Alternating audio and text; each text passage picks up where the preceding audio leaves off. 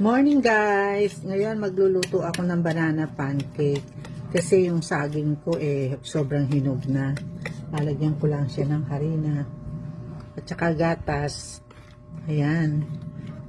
Tapos piprito ko na. Yun lang po. Mamaya balikan ko kayo.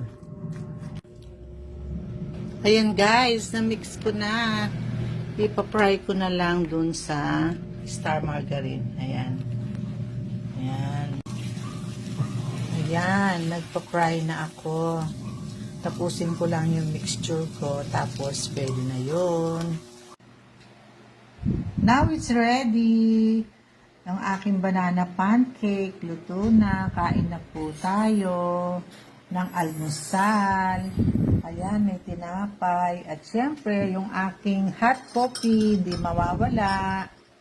Thank you for watching, guys. Bye. Yummy!